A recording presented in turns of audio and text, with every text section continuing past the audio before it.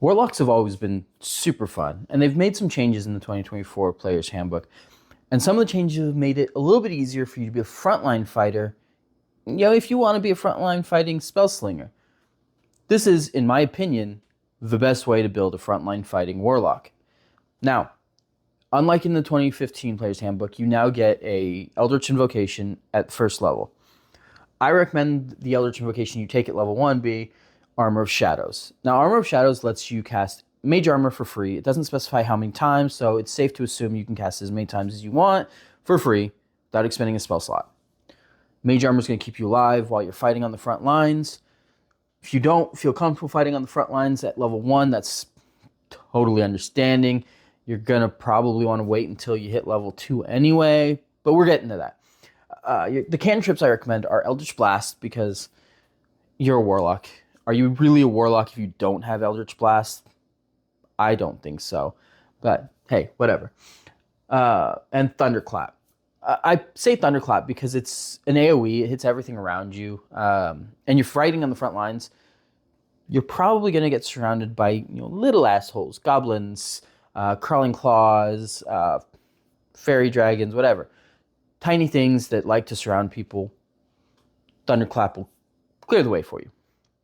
I recommend Pact of Blade for your Pact magic because you're going to want the Pact weapon. And there's a lot of, well, not a lot, there's a handful of Eldritch Invocations that pair really well with Pact of the Blade because they're designed for Pact of the Blade. You can only have them if you have Pact of the Blade, but those are later. We'll get to those.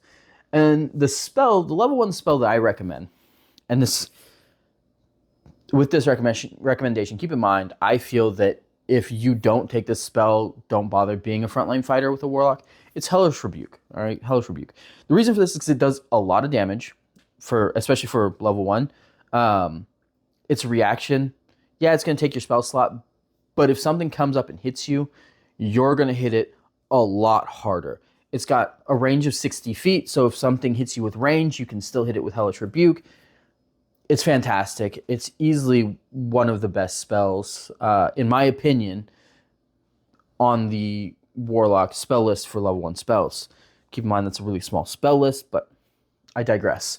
At second level, you get 2 more Eldritch Invocations. I recommend Agonizing Blast because it lets you... it has to go onto a cantrip, a Warlock cantrip that deals damage. Both of your cantrips deal damage. Now, if you notice, I've got a little purple line and arrow around Thunderclap. The reason for that is because I recommend you put it on Thunderclap. It lets you add your Charisma modifier to your damage die. Whatever you roll for damage, you add your Charisma modifier, boom, you do a lot more damage. Well, maybe not a lot more damage, but you do more damage. And every little bit counts.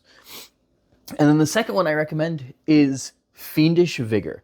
So Fiendish Vigor is another freebie spell like Armor of Shadows, but it's False Life. False Life is you roll 2d4 plus 4, and you get that many temporary hit points. But Fiendish Vigor has a little twist to it. You cast it for free, not expending a spell slot, and instead of rolling the die, you just get the maximum you can roll. So, depending on what spell slot level you can cast, so depending on what level your Warlock is, that's going to decide exactly how many temporary hit points you get, because every couple of levels, every spell slot level up, you get more d4 to roll. But at first level, it's 2d4 plus 4 for a total of 12. 12 temporary hit points at second level is going to be, honestly, I'm assuming you're going to roll for shit on your hit points. So that's probably doubling your hit points right there, adding that additional free 12. That's it for second level, but at third level, you get to pick your subclass or your patron. I'm going to recommend the Feeding Patron. There's a couple reasons for this, but the biggest reason is Dark One's Blessing. Dark One's Blessing says that if you reduce a creature's hit points to 0, you get to add your Charisma modifier plus your Warlock level to your temporary hit points. So if you've already got 12 temporary hit points, you're level 3, let's say your Charisma modifier's 2. I'll lowball it, right? I'll say you're rolling really bad. You're adding 5 to that. You now have 17 temporary hit points. because you've downed a creature. You reduce the creature's hit points to 0. That's free hit points right there. That's free health. Temporary health, but it's free. It also says that if an ally should reduce a creature's hit points to 0 within 10 feet of you, keep in mind, the creature has to be within 10 feet of you, not the ally. It matters. It shouldn't, but it matters, okay? You get the temporary hit points as well. So keep in mind, when you're placing yourself on the battlefield as a frontline fighter, much like in real estate, it's location, location, location. Don't be afraid to buddy up next to an ally when fighting something so you get even more temporary hit points, because that's what's keeping you alive. At level 5, you get 2 more Eldritch Invocations, and I know you get some leveled spells. We're moving on to that later, I promise, because the leveled spells don't really matter. I didn't have a whole lot of recommendations on those, so they're just kind of little asterisks at the end of this, so don't worry about that. What's more important, though, is the Eldritch Invocations, kind of. At 5th level, the Eldritch Invocations are kind of actually important. You get Eldritch Smite, which is essentially a super watered-down smite, but it's still good. You won't use it too much, but you will use it, and that's what matters. However, the next one is very important. It's Thirsting Blade. Thirsting Blade says that you get an extra attack as long as you're attacking with your packed weapon, which you're going to attack with your packed weapon. Why would you waste money on a weapon? You just use your packed weapon. You can bond with a magic item, and that magic item is now your packed weapon. Like, forget about it. Forget about it. So there's that. At level 6, you get Dark One's Own Luck. Dark One's Own Luck lets you add a D10 to an ability check or saving throw. You can do this as many times as your charisma modifier. So once again, we're saying your charisma modifier is +2. You can use this twice per long rest, but you can't use it more than once per roll. You're adding a D10. Come on, people. If your roll is so bad that you added a D10 to it and you still failed, you deserve to fail that check. I'm not sorry. And I guarantee you your DM feels the same way. Not sorry. But it will help you in the grand scheme of things, assuming you can roll higher than a 3 on that D10. At level 9, you get another Eldritch Invocation. I recommend Life Drinker. This is going to be kind of obvious, but as long as you connect with your packed weapon, you get to add a D6 damage of either necrotic, psychic, or radiant. You choose. Makes it versatile as well as extra damage, and you can choose to expend a hit point die. You roll it, add your charisma modifier. Boom, you get that much health back. It's cool. It's not overly necessary, but it's a great way if you're running low on health, or you just feel like you want a little bit of extra health. Boom, done. Got extra health. Cool. At level 12, you get another Eldritch Invocation. I'm going to say take Devouring Blade. You can take Devouring Blade a little bit later because you get more Eldritch Invocations later, but I can't think of anything else that would be better to take at level 12 than Devouring Blade. Because Devouring Blade goes with Thirsting Blade, it gives you an extra attack with your packed weapon. You're going to use your packed weapon your packed weapon might change. Your packed weapon might change. You might bond with a different magical weapon later on. But you're going to use your packed weapon the entire game, nothing else. Thirsting Blade and Devouring Blade are a necessity because you want the extra attacks. Anyway, at level 14, you get Hurl Through Hell. Hurl Through Hell says that the target has to make a charisma saving throw or get hurtled through hell.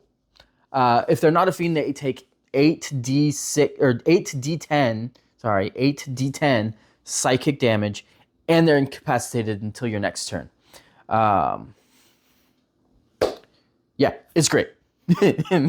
It's great. Moving on to the leveled spells that I recommend. Vampiric Touch, obvious reasons. And Synaptic Static. It does good damage. and it negatively affects the creature in question. Next is going to be Mystic Arcanum. Now, this one was a little tricky for me because none of the spells past, none of the leveled spells are super helpful when it comes to a frontline fighting Warlock. But I managed to find a couple things that they'll help a little bit. The 6th level Warlock spell you're going to take is going to be Create Undead. Now, the reason for this is because it helps. It helps if you have something alongside you fighting other than your allies, something that you're not worried about hitting with your, double-cheeked up thunderclap, right? It's okay if you hit your own undead. It's still going to listen to you for 24 hours. If you kill it before the 24 hours, oh no, in 24 hours you'll make another one. It's fine. Don't worry about it, right? And the 7th level spell that I recommend that you get at level 13 is Finger of Death. Finger of Death does massive damage. Massive damage.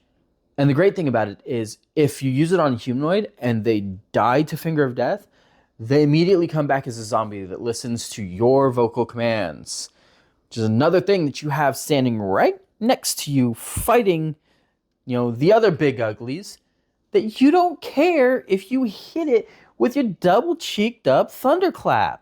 It's going to take damage. It's okay if you kill it. It's a zombie. You're not going to carry it around. You're not going to have it follow you into the next town when you finish whatever side quest your DM threw you into that had you casting Finger of Death like your life depended on it.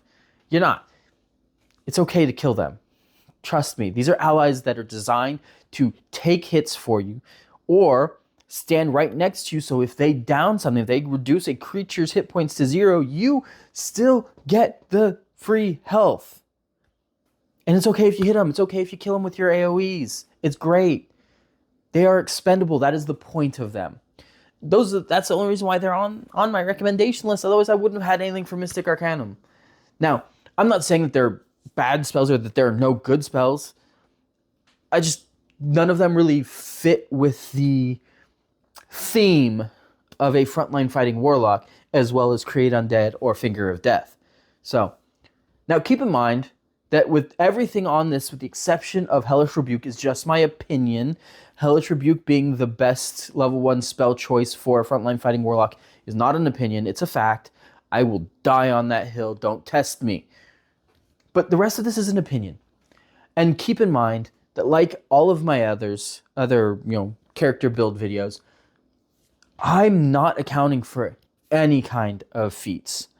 Because I'm not going to shoehorn every little tidbit into it. One, my board's just not big enough. I'm already out of space.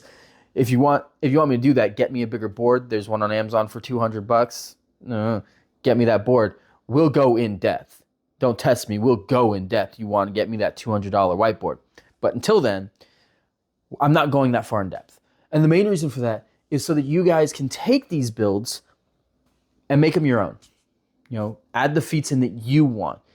Give it your own personality, because that's half the fun, is giving your character your own personality. It's okay to take some help or some inspiration from somebody who's been playing for, almost 20 years now, right? I'm old, it's fine, whatever. But I want you guys to be able to make the characters your own. The best way to do that is to not add in the feats, so you can do that yourself and make it any which way you want. And if you use my build, let me know what you do with the feats. I'm honestly curious. I'd like to know what people do with their feats when using my builds, because I'm certain we're not going to pick the same feats. So be sure to let me know what feats you use in the comments below. But as always, thanks for watching.